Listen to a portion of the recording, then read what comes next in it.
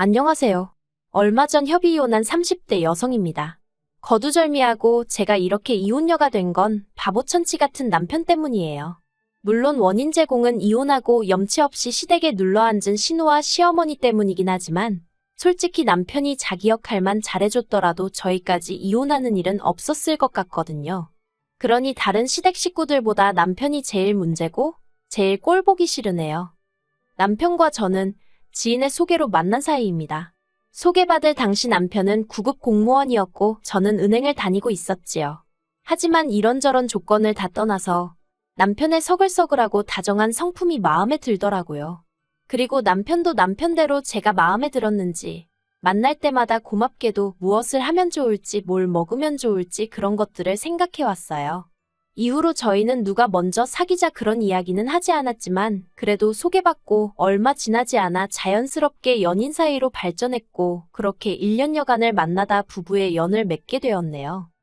다만 한 가지, 지금 돌이켜 생각해보면 마음에 걸렸던 일이 있는데 그건 결혼 이야기가 본격적으로 오가면서 서로 경제 사정을 오픈했을 때였습니다.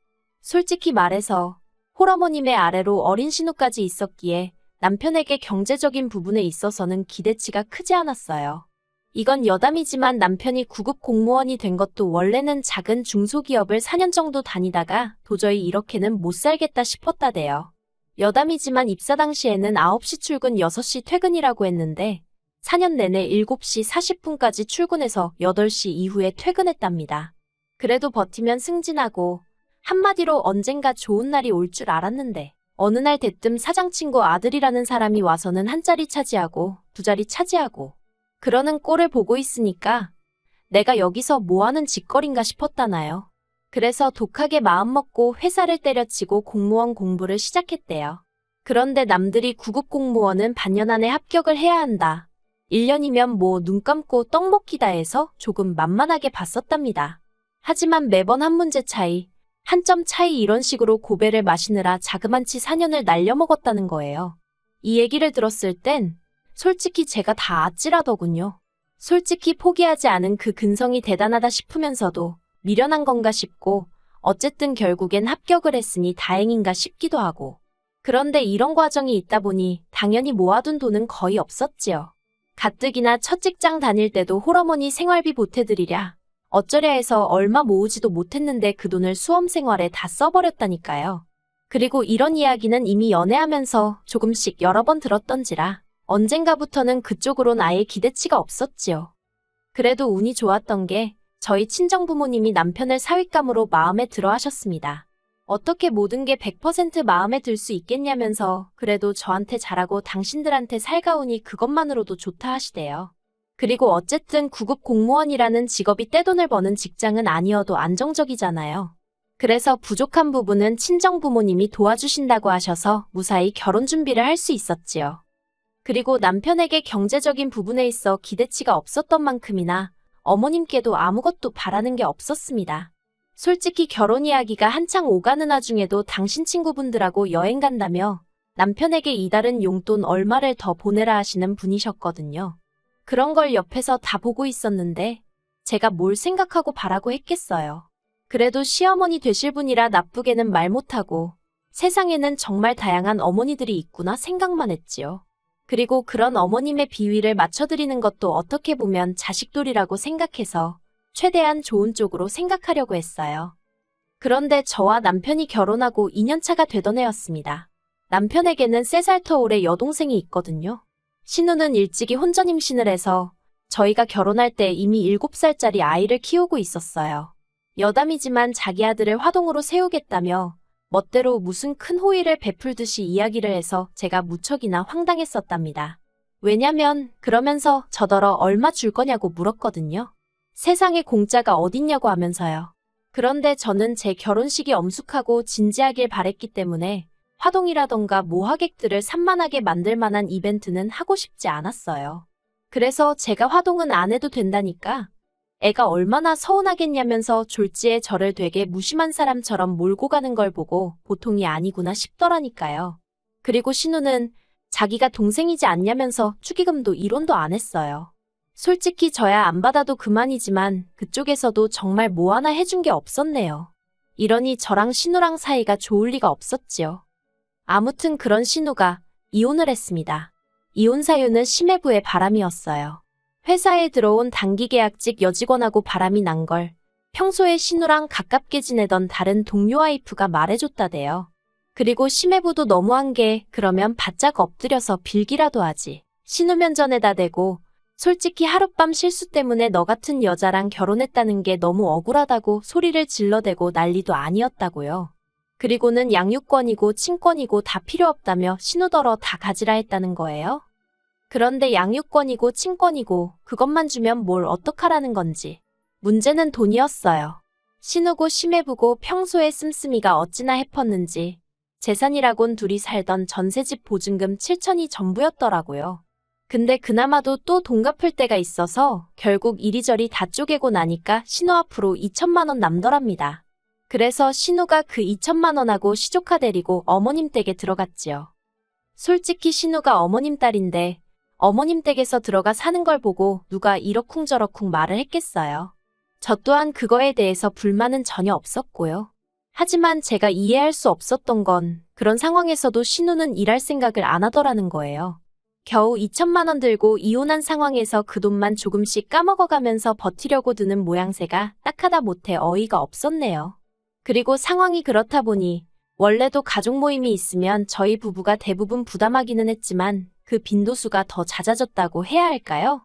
어머님 생신을 비롯해서 명절부터 시작해서 이런저런 행사가 있을 때마다 계산은 너무나 당연히 저와 남편의 몫이었고 심지어 저는 해산물을 먹지 못하는데 해물탕을 먹으러 가서도 돈을 저희더러 내게 하더라고요.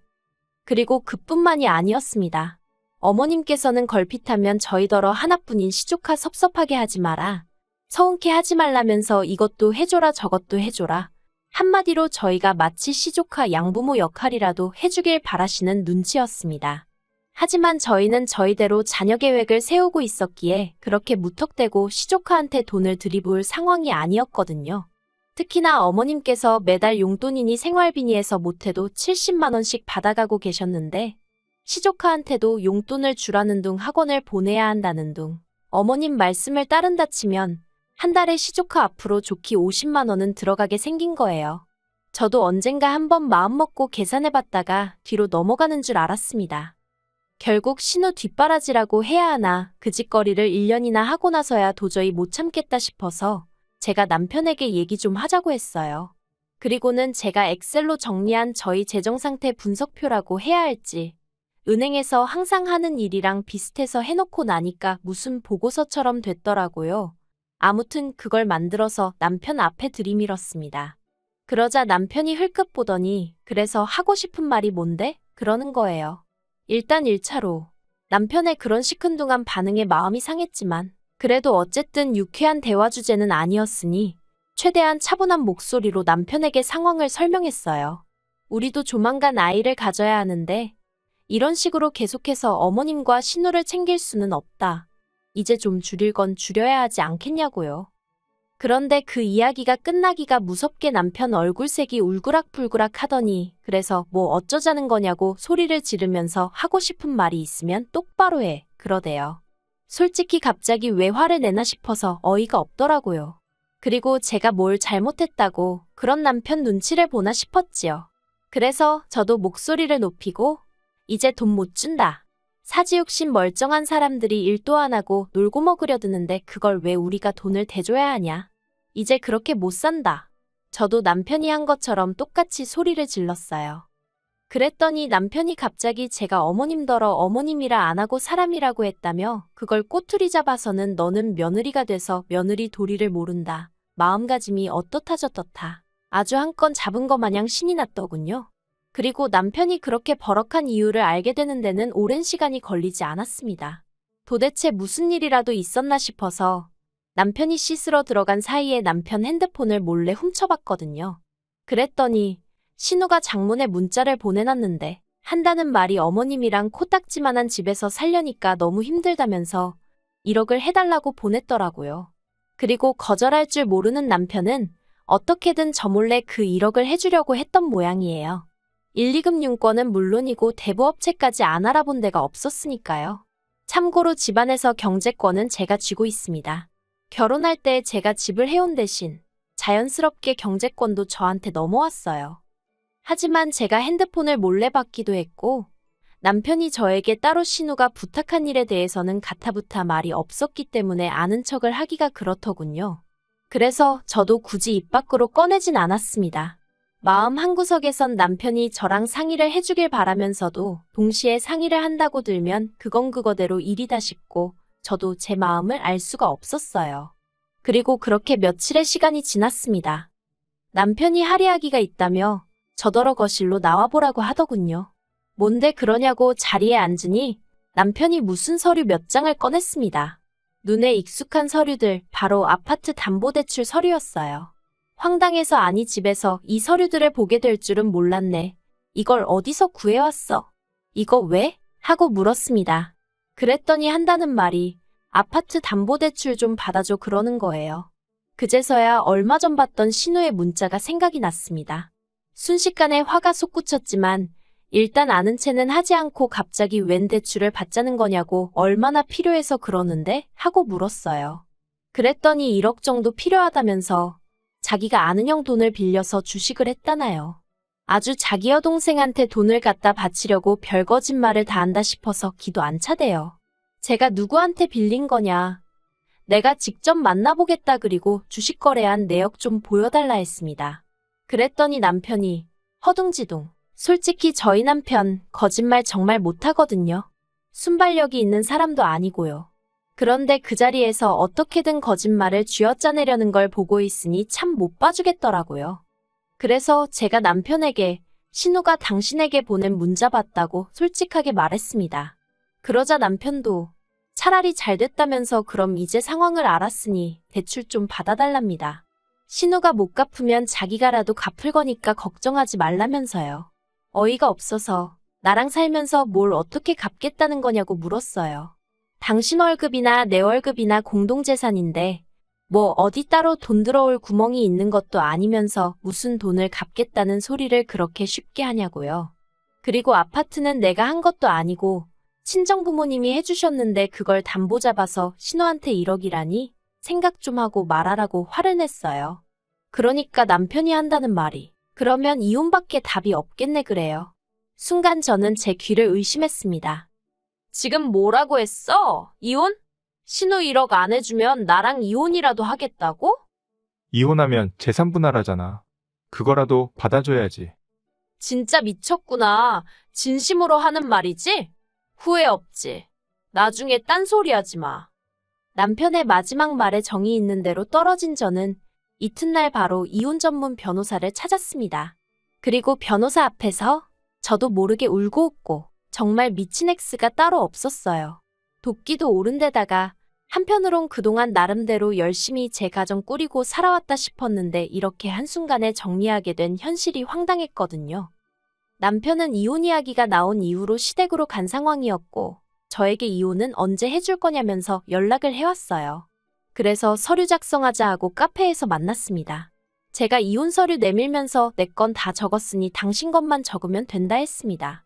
그러자 남편이 알겠다며 재산 분할은 어떻게 하냐고 묻대요. 그래서 재산 분할은 당신도 당신 변호사 구해서 알아보던가. 근데 우리가 나눌 재산이라는 게 있냐고 제가 물었습니다. 당신 한 달에 250씩 가져다 준 게 전부고 그중에서 100만 원 가까이 매달 시댁으로 빠져나갔잖아. 글쎄 뭐 기여한 게 있나? 솔직히 남편 자존심 상하라고 일부러 빈정거리듯 말했어요. 그리고 제 말투에 역시나 남편이 발끈해서는 그게 무슨 상관이냐며 어쨌든 부부가 같이 관리했으면 다 공동재산이라나요. 그리고는 집은 왜 빼먹냐길래 그건 증여야. 우리 부모님이 사랑하는 당신 딸 사주신 선물 같은 거라고. 당신은 나랑 결혼했단 이유 하나로 잠깐 빌렸을 수 있었던 거고. 그러자 남편 얼굴이 사색이 되어서는 그러면 자기 이혼 안 하겠답니다. 어이가 없어서 이혼이 당신이 하고 싶으면 하고 안 하고 싶으면 안 하고 그러는 건 줄 아냐고. 나는 이미 마음 굳혔다 했어요. 그리고는 지금 내가 준 이혼 서류 마저 작성해서 등기로 보내든가 아니면 잠자코 기다려.